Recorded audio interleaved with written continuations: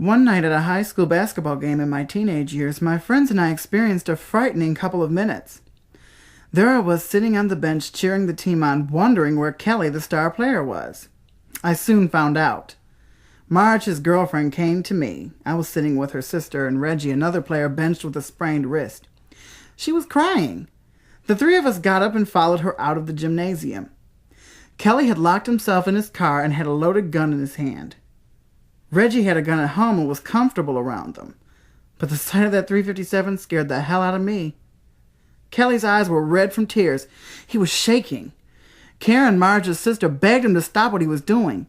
It was apparent to all of us that this wasn't the first time Kelly attempted to blow his brains out.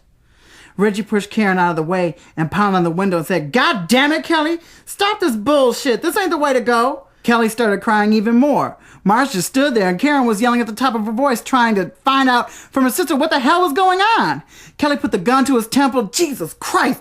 It was as though everything was in slow motion.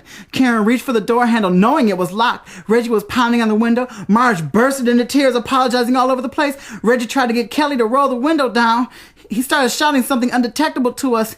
He looked like he was pulling the hammer back, getting ready to shoot. He closed his eyes. My heart was pounding. Shit, his brains are going to be all over the place, Reggie hollered.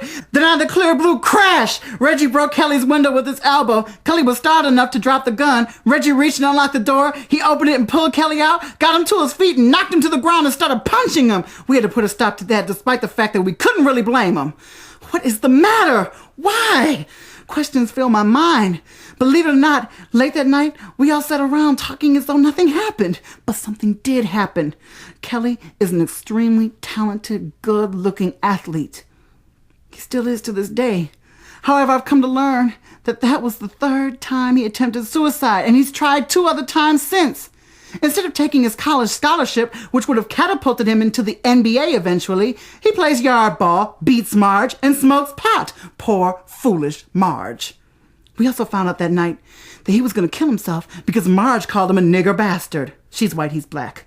If you're in love, name-calling is inappropriate, and killing yourself is not the solution.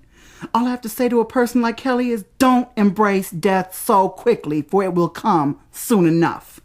That gun, jumping off a bridge, and all the pills in the world aren't going to cure racial animosity, debt, or society's ills. It will only hurt more. Think of the cancer patient, the AIDS victim, the young murdered boy for a pair of gym shoes.